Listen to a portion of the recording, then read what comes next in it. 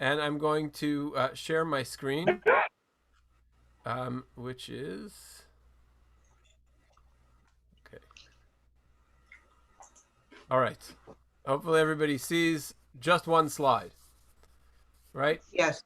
Excellent. Okay, so I'm just getting my screen set up here for a second, so I can see participants potentially coming in.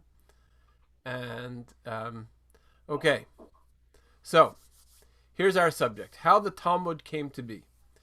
Now, this question is a question of really how did the Talmud come to be written?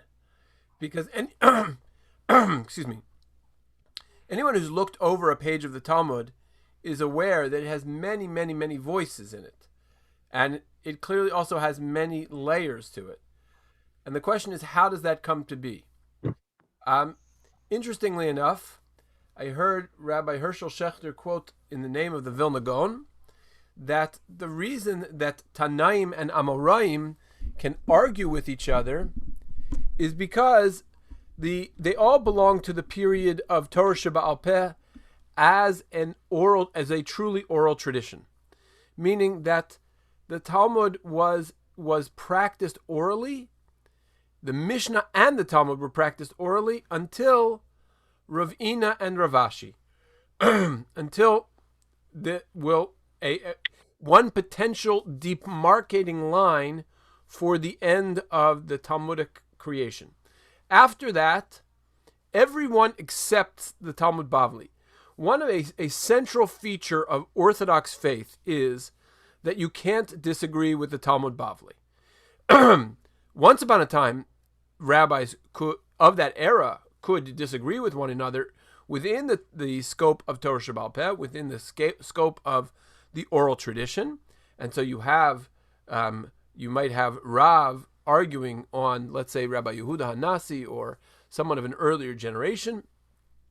These things happened. They were allowed to do that. They were permitted to do that. But we no longer have a Sanhedrin. And in the absence of the Sanhedrin, the prevailing thinking goes that, excuse me, all Jewish communities accepted the Babylonian Talmud. They all accepted this document to be the distilled consensus on Jewish law. And so the creation of this document actually becomes very important. But just to take that particular, put a pin in it. So the Talmud in Bava Metzia Pei Vav says, Rav Ashi Rav Ina Sof Hora. That Rav Ashi and Rav Ina were the end of the period of what we call Hora. The end of the period of instruction. But it really appears though, excuse me, give me 1 second here.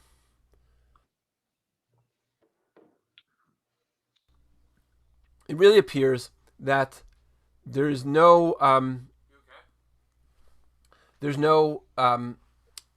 evidence of Rav Ina and Rav Ashi as editors. We see them as voices. We see them as the end or the last opinions of instruction. But there is a lot of debate over whether or not they were actually the ones to set up the entire Talmudic discussion. Now, there are three main theories on what that is. The theories go as follows. Number one is that there was a group of rabbis called the Rabbanon Saboraim. The Saboraim are the rabbis that live between the time of the Talmud and the time of the Gaonim. And these rabbis, who are referred to by many traditional authors, Rav Shrira Gaon, in his famous letter about the history of Torah Sheba'al Peh, is one place where it's discussed. Nachmanides discusses them. So one option is these rabbis who almost no one has ever heard of, the Rabbanan Savoraim. They were the one who put it all together. That's one option for who did the editing of the Talmud. The second option is the option of continuous editing. That the editing didn't happen until the very, very end. Right? or I shouldn't say the final version didn't happen to the end, but over the course of time, over the course of, in the 3rd century, 4th century, 5th century, rabbis were always editing the Talmud. In every generation, there were editors. And so, in the end, we have this very long and continuously edited document. What Rav Shechter also says becomes very important at this point, where it is such that the Talmud itself, as well as the Mishnah, were entirely oral. People memorized these discussions. People memorized the various Mishnayot. And so the creation of the Talmud is at the end of a very long period of people who are memorizing these documents, these statements, these conversations, and they put them all together. The third option is what we call Stomatic redaction. This is a theory put together by Professor David Weiss Halivni, who was a professor at Columbia University. I actually knew him personally, and his version of it is like this: Ravina and Ravashi come to the end, and there are a couple of other voices in the Talmud which are still there at the very end. Students of these 2 rabbis who we mentioned were Sof Hora, the end of instruction. So if Ravina and Ravashi were the very end of instruction, fine. They were the last authoritative voices, and who edited it? Some of their students. Just after they finished, there were some of their students who put the entire Talmud together. Now you might say to yourself, well, why does this matter? Well, I want to give you an example of why I think it matters. Because the Talmud is not like Maimonides. The Maimonides will tell you this is the law in this case, this is the law in that case. He'll even occasionally tell you there are these rabbis who think this, but they're wrong, and this is really the law. The Talmud doesn't always give you a conclusive opinion. The Talmud doesn't always tell you, oh, this is exactly how to interpret it. The Talmud very much is interested in the discussion about the law, the origins of the law, some extreme cases of the law. These are the things that the Talmud is very interested in. And so since these are the things that the Talmud is working through, sometimes you don't know what the Talmud's conclusion is. So I want to give you an example of where I think editing of the Talmud may very well impact on our understanding. And it is a colorful example. This is an example from the Talmud in Masechet Megillah. I'm going to work through it in Hebrew, but you'll be able to read the English on the side here. It says, Amar Rava, Mechayev inish libsume bepuraya ad lo yada bein aror haman lavaruch Mordechai. So Rava said, I think he's a 3rd generation Amora Rava. He says a person is obligated to drink wine on Purim until he does not know the difference between cursed be Haman and blessed be Mordechai. Basically, you have to be so drunk you confuse the villain and the hero of the story. Now that's pretty drunk. Just as this is a statement which is really quite difficult. So difficult that the classical halachic authorities say, look, you know what that means?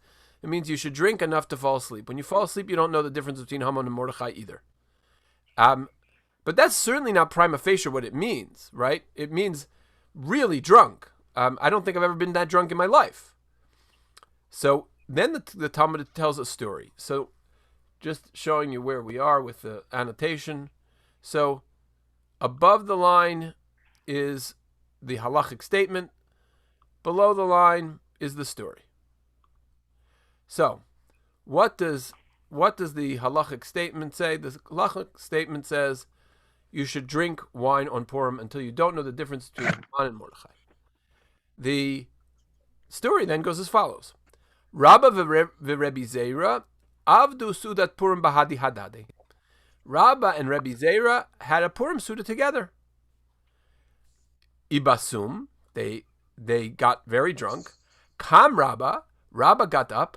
Shachtei leRebbi Zeira, and he slaughtered Rebbi Zeira. Okay, that seems to be a very poor, a very ominous beginning to the story. Lemachar boy rachme.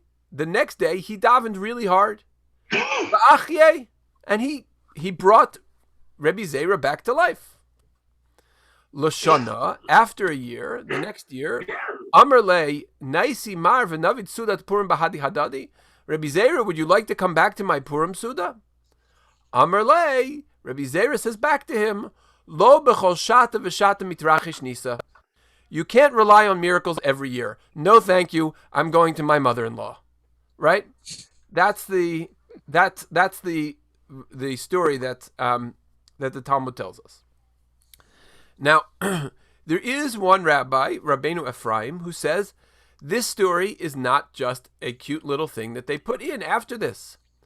What does it mean when you put a story about somebody doing something exceedingly dangerous at their Purim Suda? What might it suggest about the original statement?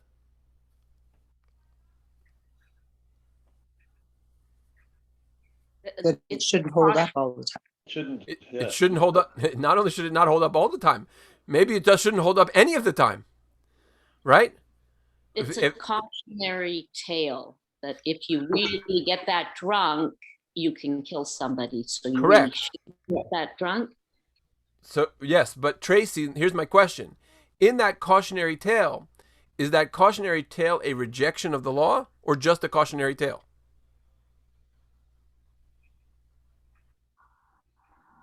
It's really difficult to know. Okay, fair enough, right? That's exactly the point.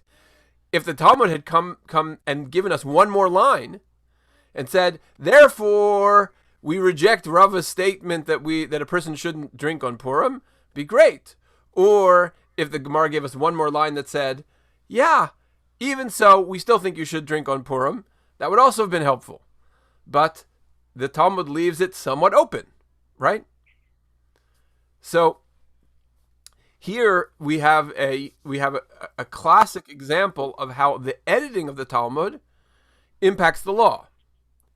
And what's more is that this particular scenario, who edited the Talmud, I think that sort of impacts a lot on if this is the document that all of Jewry is going to accept as its basis for Jewish law, for, how do we divorce a husband and wife? How do we keep Shabbat? How much charity do you need to give? What's kosher on Pesach? What's not kosher on Pesach? If this is the central foundational reference text, I think it's a very important historical question. Who edited it? Who put this together? Who decided what's in and what's out? Now, I'm going to do something a little bit dangerous here. What I want to do is I want to put ourselves into the Talmud, and I want us to go into the Talmud a little bit as advanced students. And I want us to look at the Talmudic discussions and say, wait a minute, who's speaking here? When are they speaking? How are they having this conversation? And so what I've done is I've taken a couple of Talmudic texts, and I have not chosen them for their content. I haven't said, oh, this is a good one because this particular discussion in Jewish law is very relevant. One of them, the one about ritual slaughter, outside of Joseph Marciano, probably not relevant to most of us in terms of practically. Like I think Des Friedland is a wonderful guy, but I don't think that tomorrow he's going out to get his shechita knife and he will find a goat and then, have at it, right? So that's not why I chose these. I chose them because in each case there is some feature about them which will give us a little window into how the Talmud is composed and to see a little bit of different of the nuances there. Oops, let me get rid of the annotation. Rabbi, you clearly don't know me well enough. I've been slaughtering goats for years. I see. Okay, well, maybe I should have picked Ralph Rothstein then. All right. Okay, so here's the Gemara. The Gemara is the very first Gemara in the beginning of Masechet Chulin. Chulin is the tractate that deals with kosher meat, and it deals with many other things kosher as well. And what I've done here is I've shown you the the text in blue and white, and you'll see what the blue and white is meant to refer to. And hopefully I've done a good enough job of editing this so that it all actually matches up. So the first statement is Hakol shochten lechatchila. So the Mishnah tells us that everyone can slaughter, v'shchitatan kshera, and their slaughter is kosher. The problem that the Gemara is going to try and figure out is, what do you mean everyone can slaughter and their slaughter is kosher? If everyone can slaughter, of course their slaughter is kosher. Why do you have the second statement? So here the Talmud goes as follows. Hakol shochten, everyone can slaughter, lechatchila, like that should be an ideal scenario. V'shchitatan kshera, and their slaughter is valid. Who are the exceptions? The exceptions are a deaf mute, someone who is mentally incompetent, probably somebody who's suffering from a psychotic break, and a minor. Those are the ones who are incapable of slaughter. And the reason they're incapable is because we can't be sure that the slaughter was done well. Deaf mutes in the time of the Talmud were people who had essentially were incommunicable. We couldn't get reliable information from them. So then the Talmud in white says, so Hakol shochten lechatchila v'shchitatan kshera di'eved. Everyone slaughters an animal and their slaughter is valid, indicating that the slaughter is valid only after the fact. The next statement you're going to see, this individual, Rava, the son of, sorry, let me get my pointer out here. Rav Acha Berei de Rava. This is this is the first voice we're getting in the Talmud. Now remember, our question is, who's writing this, right? So we have a question by Rav Acha, the son of Rava, and he spoke to Rav Ashi. Now, if you recall, Rav Ashi is not just a random figure, or not just some guy. Who is Rav Ashi? So if you look back, I'll take you back a couple of slides. It says, Ravina and Rav Ashi were the end of instruction. So the reason this is important is because we're now having a conversation with someone at the very end of the Talmudic process, right? One of the potential editors of the Talmud. And so if our question is, who wrote the Talmud? We are seeing here a conversation between some voice and Rav Ashi, the last editor of the Talmud. Or I would say a theory for the last editor of the Talmud. And I should tell you that this is a very open question, and scholars have not achieved any kind of consensus on this. So rather than take you in a heavily belabored way through the various pieces of this sugya, I'm just going to try and summarize each section. Okay, so the next section, what I've tried to do is, Rav Acha, the son of Rava, said to Rav Ashi, so he said the things in white. And he says, does every use of the term everyone indicate that the action is permissible and is desirable in an ideal way? And then, actually, it's going to turn out that Rav Ashi is in white. I did not do this perfectly. So Ravina, the son of Rav Acha, the son of Rava, basically challenged. He said, wait a minute, I'm going to give you an example. And the example is from the laws of Tamura, which is the laws of switching sacrifices. And here he's going to basically say, look, there's a clear verse in the Torah that says you're not allowed to do that. So that can't be ideal. So then the rabbis go to the next line of the argument. Let me just get rid of all the drawings. And they say as follows. So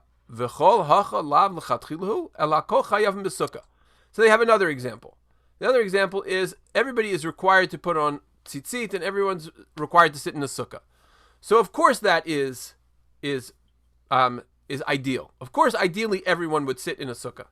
So we see that there's sometimes that the word hakol, everyone, is in fact an ideal scenario.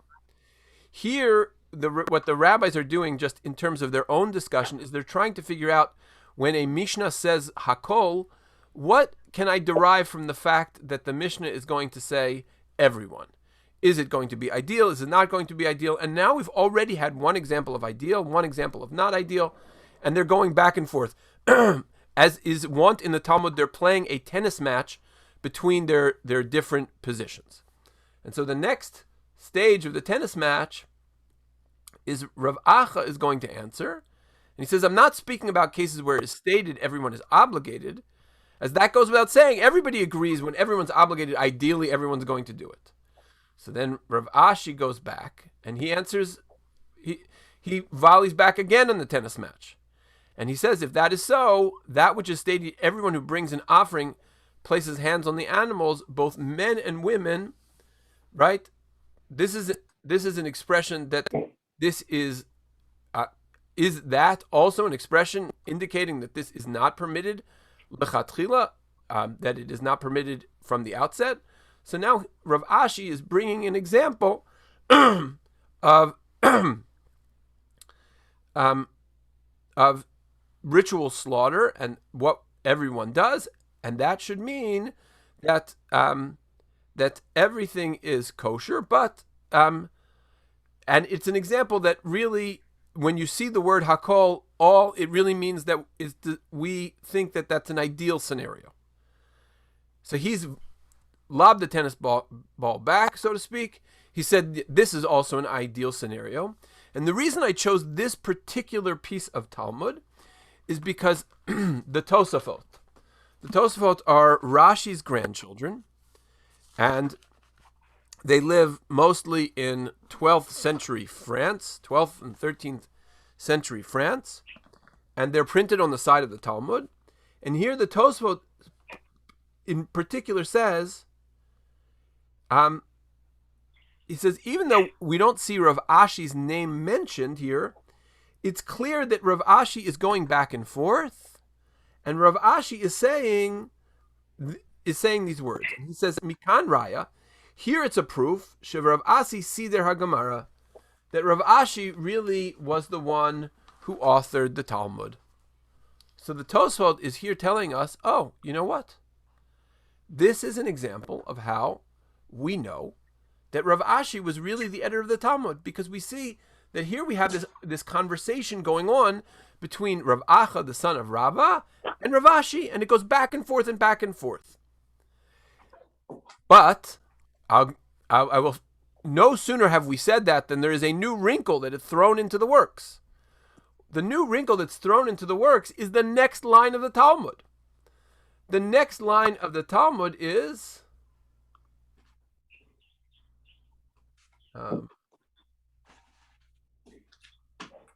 right? Rava Bar Ula. He resolves the conflict in the Mishnah, and he gives us another example of that comes from a completely different area of halacha, which is what happens if you do shechita when you're ritually impure, and that could not be ideal because sometimes people try and keep a higher level of purity, and that could cause a confusion later on. So yes, everyone can slaughter, but if you're working with certain things that have been kept to a standard of purity, and you don't keep that standard of ritual purity, then it could be a problem. The reason this is interesting for us is Rava Bar Ula lived 100 years before Rav Ashi. What is interesting to us in this particular discussion, I halavai, one day we should all be able to learn the tractate of Chulin and understand the intricate discussions between them. But what we're looking at here is the fact that it's hard to be able to say that this conversation was a live conversation if the way that it's being constructed is that it sounds like someone from 100 years ago jumped into the conversation at that very moment. Right? Everyone understand the challenge here? How is it that this jumped into the conversation? He didn't get up from the grave to speak, right? There's obviously people there's a whole academic discipline of this. And people who are sensitive to this say, okay, what does this mean about how this text was composed? One theory, one way to resolve this is to say, look, this was a student, let's say it was a student of Rav Ashi, right? someone who was 20, 30 years younger than Rav Ashi, who was in his classroom all the time and was there the day that that I'm going to go back to this original slide so you can see the names. Am I here in the right place? Yeah, let me just get my annotator out. So he says, when you say Rava, the son Rav Acha, the son of Rava, he said to Rav Ashi, so this editor, let's say he's 20, 30 years younger than Rav Ashi. Rav Ashi was the one we said is the end of Hora. He's the last authoritative opinion. So the student who's 20, 30 years younger, good chance that his name was Yosef, because there's someone whose name Rav Yossi. So Rav Yossi could have been this guy Rav Yossi. He was sitting in the classroom. He was there the day they had this argument. He saw Rav Acha, the son of Rava. He saw Rav Ashi. He saw them arguing. And then he also saw that one of them brought in this rabbi who had lived already 150 years ago. And so he weaves that seamlessly into the conversation because the Talmud is not interested primarily in the when people lived. It is interested in the question of their ideas. It wants to compare the validity of their ideas, their situations, their cases. It wants to distill down to the very theory of the law. And so the chronology of when people lived, it's sometimes important, right? If somebody was if a statement of Rabbi Akiva and Rabbi Akiva said something, so then it's important, and it's going to be more important than somebody who lived, in the period of the Talmud. So that chronology is going to be important. But within the Talmudic rabbis, first, second, third, fourth generation, we're not so interested. We're very happy to compare ideas that are separated by several hundred years. But this shows you, this is an example of how the Talmudic text is clearly going to be put together by someone else. And if it was Rav Ashi, so then why didn't Rav Ashi say, I heard from Rava Bar Ula, or it was told to me by, why do we not have that? So the Tosfos is going to say, well, this proves that Rav Ashi was the editor, because as the editor, he didn't need to say, oh, I heard it from. He just sort of put it down on the paper. Others are going to say, well, wait a minute. Maybe if Rav Ashi was really the editor, he would have been careful to let us know that this was heard in a previous generation. He wouldn't have put it in there as if it was a live conversation. Only someone who was sitting maybe one row removed from this argument would put it in this way. But this I chose this particular discussion because it shows us how complicated it can be to get to the bottom of who actually wrote this. There is also another piece of this discussion which we should look at, and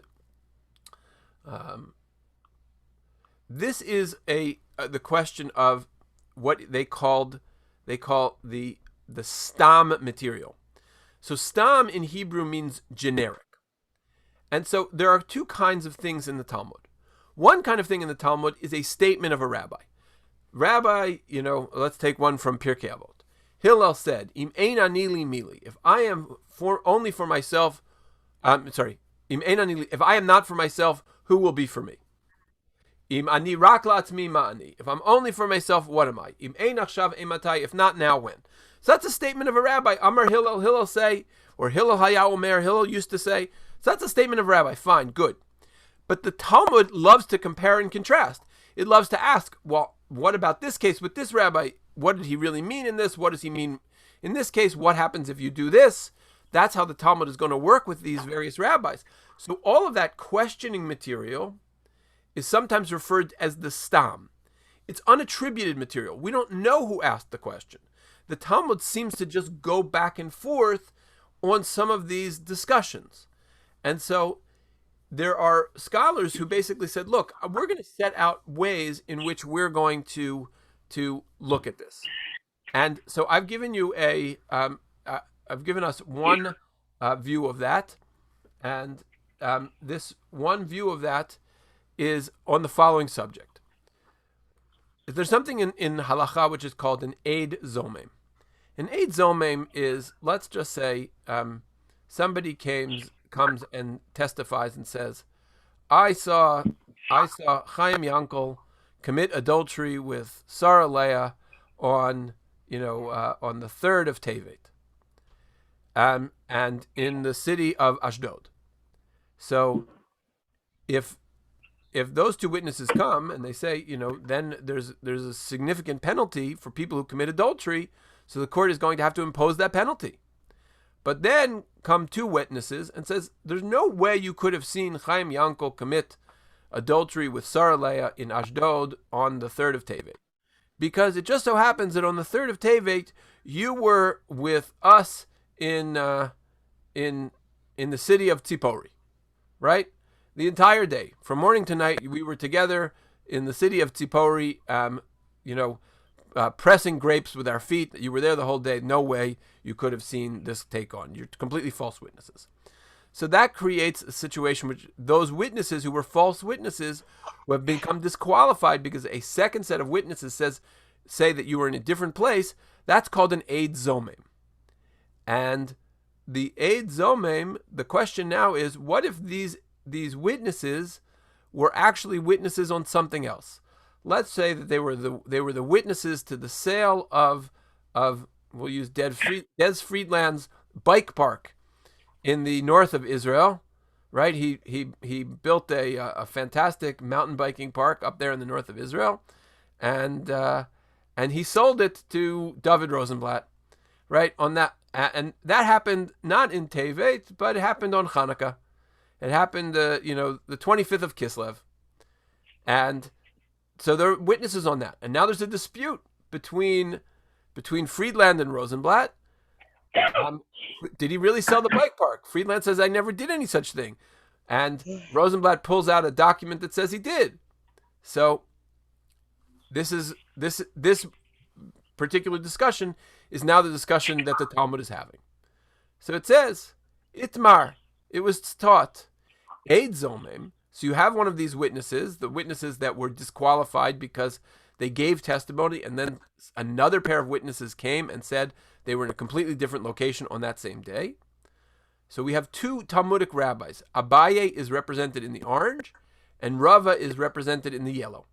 So Abaye says, Limafreyahu nifsal. Retroactively, once I discover that there are these really shoddy witnesses, I am going to retroactively disqualify them. Rava Amar, Mikanu lahabahu nifsal.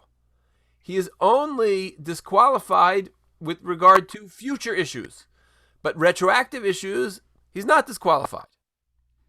So Abaye Amar lemafreyahu nifsal. Abaye, who says he is disqualified. Me'ahu shata de ashid havale Russia, v'atomra amra al tashet Russia aid. From the time that he bears testimony, he is considered wicked, and the Torah says that you should not accept a wicked witness. There was a mistake that I made a little bit earlier in my dates. Let's say Des Friedland, those witnesses come and say, we saw Chaim Yankel commit adultery on the 3rd of Tevet. And the court session is on the 10th of Tevet. But it was on the 7th of Tevet that the Friedland Rosenblatt sale took place. I said it was in the 25th of Kislev. That confuses the matter. That's not the case they're dealing with. The case they're dealing with is that first it was the date upon which they said they saw the crime. Then on 10 days later, the case came to court. And in between the crime and the court date, there was another event for which they have testimony. That's the case. So Abaye says that testimony they gave on the 7th, which was before the court proceeding, but after the event that they saw, that means that is their wickedness dates back to the 3rd, and they are disqualified. Now we're going to see our first rule. The first rule is that the statements of the rabbis of the Talmudic period themselves are in Hebrew. The orange and the cream colored, those are all Hebrew statements. Every word there is a Hebrew word, a classic, normal Hebrew word, something you might find in the Mishnah. But the blue that you see, Me'ahu shata de'asid havet Russia, that's in Aramaic. So it means that is something that the Talmudic editors put in there in order to tell you this is what Abaye really means. What does that statement mean? L'mafrehu nifsal, he's retroactively disqualified.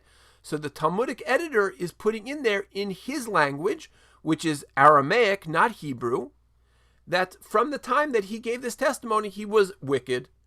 And the Torah says, don't allow a wicked person to be a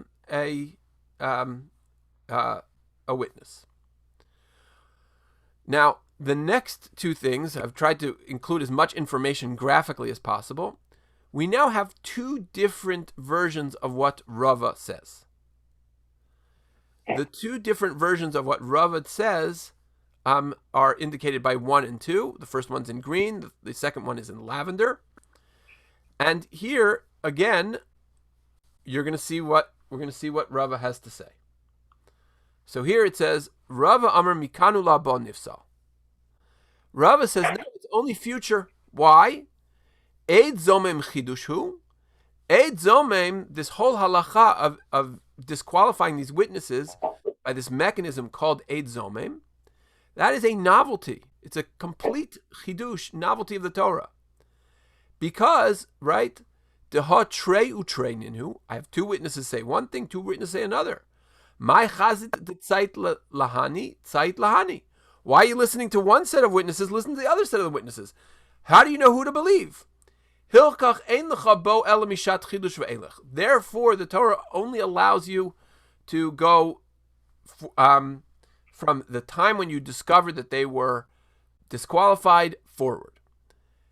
So here's the question that I will ask you. Is what language is the green portion written in? I'm going to throw this one to Tracy Ames. It's in Aramaic. It's in Aramaic, right? Because here we have the Talmud explaining. So we have no new rule here in terms of how to dissect the layers of the Talmud. We just see that, again, when the position of the rabbi is explained, that position is explained in Aramaic, not explained in Hebrew. Now, we go to the second statement. The second statement says, Ika da Amri, there are those who say, Rava nami kabayi svirle. Rava really agreed with Abaye. Rava agreed to that which Abaye said, meaning that really they should be disqualified retroactively. But the Amar Lemafrehu Nifsal, who said that they should be disqualified retroactively,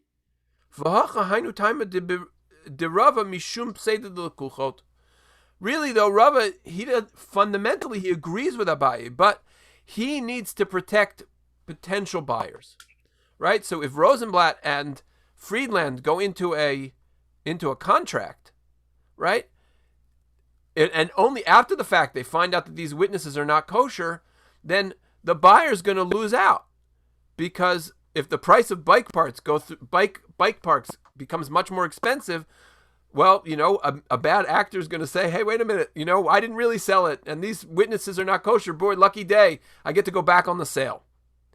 And so Rava's argument is, no. I just can't operate a legal system where witnesses could be retroactively disqualified.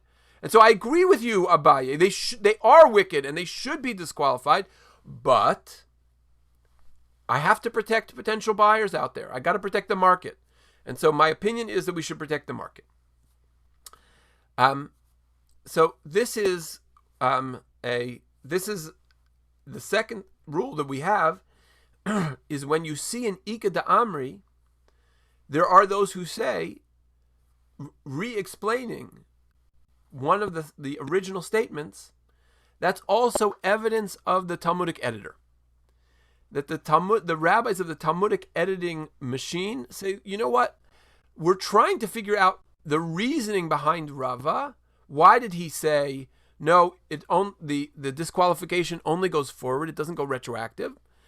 Well, some people say the reason is a fundamental reason, right? Because how do you know which of the two witnesses to choose? So if you don't know which of the two witnesses to choose, the Torah tells you have to disqualify the witnesses. But that's only going forward. You can't go backwards with that. That's a fundamental reason. No, other people in the editing community said no. He agrees on the fundamental level. He just needs to protect the marketplace. And so when you see that, they say this is another piece of evidence that you are having this is at the level of the editorial discussion, and this belongs to a later period where the composition of the conversation of the Talmud is being put in there. And again, all of this, the blue, the green, and the pink are all explaining the original statements, and they're all in Aramaic. So, okay, that was a bit of a mouthful. Please, a question would reassure me that this is reasonably clear. Well, maybe it could be restated this way, that when you compare attributed statements, mainly in Hebrew, they're similar to what's in the Talmud Yerushalmi, which was composed earlier. And then people look at the unattributed statements in the Talmud that are mainly anonymous, Dhamma, seem to be statements that join the sugya together, will have conclusions about the discussions, will also give it a structure. They'll have openings, say things in the middle that they think that were needed because the earlier statements didn't totally deal with it. Right. Okay, so Tracy just introduced a new piece of evidence, which is important, which is that the original Hebrew statements tend to be similar between the Babylonian and the Jerusalem Talmud. And so that suggests that those are sort of the core material, and the surrounding connective tissue, sort of, if you will, the punctuation, the transition sentences, the connective material, those tend to be in Aramaic. And so that gives us even further proof that this is how this puts together. None of this changes whether or not you need to put on tefillin in the morning, at least as far as I understand. But what I think it does is it does give us a better idea of an important transition moment in Jewish history. That, like all cultural things, this kind of study was culturally oral, right? And it was the fact that they decided to write it down was not so much a decision of a moment, but was really a decision of centuries. This kind of document is not produced in a flash, but it's produced over an evolutionary time period. And the truth of the matter is, the later you see the redaction, the more of a lesson I think you take about how hard it is to make a cultural change. Ultimately, I think it's a necessary cultural change, because in order to really have a Judaism that can survive the diaspora, and where you can have Torah in Amsterdam and Torah in Yemen, Torah in Lithuania and Torah in Morocco, which are reasonably similar and achieve reasonable consensus, you can't. An oral tradition is not going to survive those kinds of geographic distances. The oral tradition could work when the locus of learning was in Eretz Yisrael. But as you transition to Babylonia, you're going to need to transition to a written document. And it's very possible, again, remember we opened with the fact that Rav Shechter said, in the name of the Vilna Gaon, that this was not written down until the end, after Rav Ashi, right? That's the Vilna Gaon. The Vilna Gaon, by the way, is the most source critical rabbi you will ever meet. No other rabbi has the gumption, or had the shoulders, if you will, to say, "Oh, this text of the Talmud is wrong." The Vilna Gaon did, and in fact he does that all over the place. I think that what this reveals to us is how you by the time you get to the end of Horah, after they decide, okay, Ravina and Rav Ashi are the last people we really trust to do this, then there's an attempt to I don't know whether reconstruct is the right word, but to flesh out, to make the document usable for generations, to put in the material that you need to support, if you will, an unschooled reader or an uninitiated reader, someone who wasn't initially in the room, so that they can understand the conversations happening between the rabbis at the time of the Talmud. I have a second example, okay, I'm going to do the second example. It's a little bit graphically formatted differently. It's hard enough to study Talmud. It's probably a little harder to study Talmud when someone's trying to show you different layers of the conversation. But we'll try again. This one is, I think, a little bit more straightforward. So, first of all, the Talmud says you should never have a verbal loan. The reason you should never have a verbal loan is because they are rife for arguments. And I can tell you, I have personal experience. People who make agreements without putting down the agreement on paper have lots of fights. I thought you were going to say this. I thought you were going to do that. The paperwork is very good for people. But Rav Papa, in this case, is dealing with a case where someone didn't write it down. So someone loaned money ba'al peh. So let's just say we'll take Sheldon Adelson, because he has a lot of money and he recently passed away. So let's say that I lent money. I lent $1 billion to Sheldon Adelson. So now that he's passed away, right, can I collect that $1 billion from his heirs? So Rav Papa is going to say, Milva al peh gova min hayorshin. Someone who loans verbally can collect from the heirs, but not from the purchasers. But let's just say somebody purchased one of his casinos, and I want to go get that $1 billion out of the casino, because really he didn't have a right to sell it, because that the money that he borrowed was from me to build the casino. So really, my money's now in the casino, but he sold it, and I guess he gambled away the rest. So where's my $1 billion? Maybe he put it into Yisrael Hayom. So statement A is the statement of Rav Papa. It's all in Hebrew. Now the next one is interesting, because according to our rules, it says Amar Rav Papa hilchata milva al peh gova min hayorshin. Rav Papa said the law is someone who loans by verbal loan only, you can collect from the heirs, but you can't collect from the purchasers. Why? It says gova min hayorshin shibud daraita. There's a biblical level lien, about as strong a legal principle as you could have a biblical lien on this, and therefore I can collect from the heirs. But you can't. But again, we see something where they're protecting the marketplace.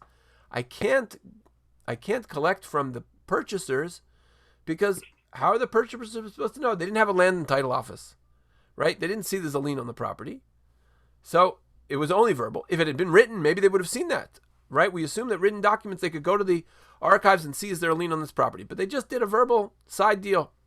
So if you do a verbal side deal, then you got to know purchasers are going to be indemnified when they purchase it. So that's version B. Version C is, now by the way, B is in Aramaic, right? It's not in Hebrew anymore.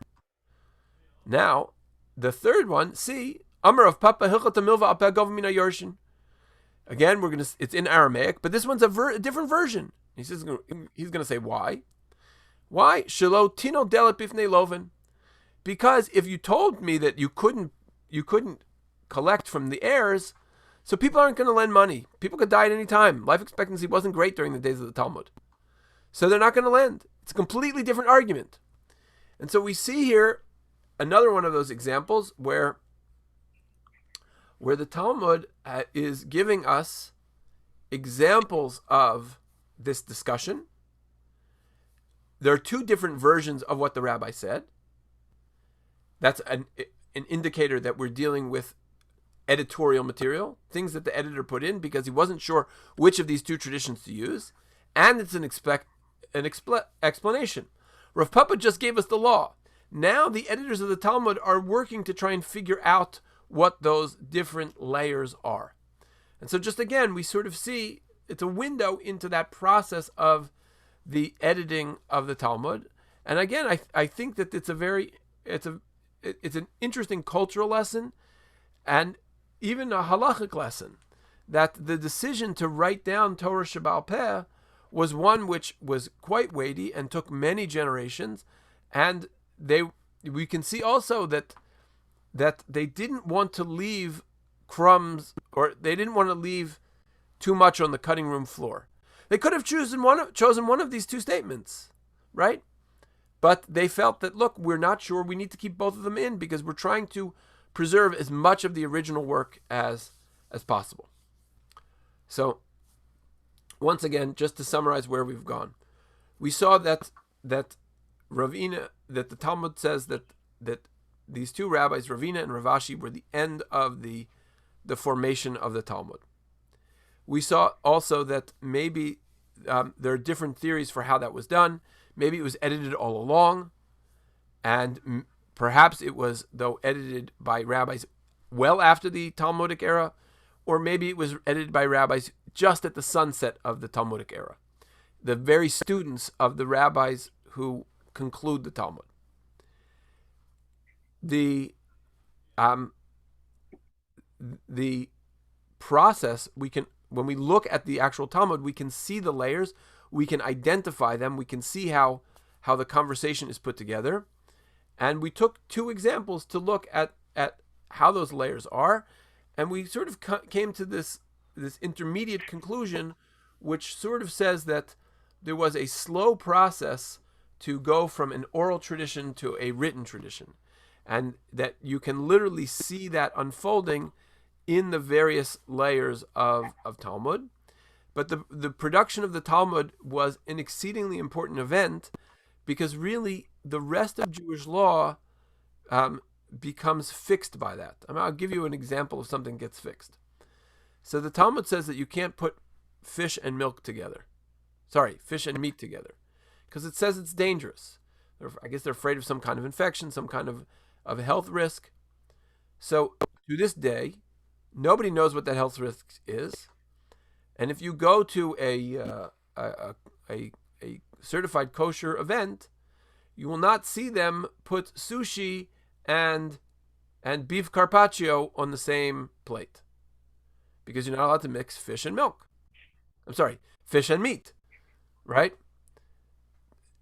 So this is something which was written in the Talmud. Because it was written in the Talmud, really, essentially, aside from, I know of only one voice in all of rabbinic commentary said that, okay, this doesn't apply anymore. But mostly, it still applies. Why? Because it was written in the Talmud. And I heard from my teacher, Rav Aaron Lichtenstein, who said in the name of Rabbi Shlomo Zalman Auerbach, he said, when Mashiach comes, and we can reconstitute the Sanhedrin, the entire volume of Kasher is going to be much simpler. They're going to take a radioisotope piece of radioisotope labeled pork chop. They're going to fry the pork chop in a pan. They're going to wash the pan, and they're going to take a Geiger counter, and they're going to see how much radioactive material was really stuck to the pan.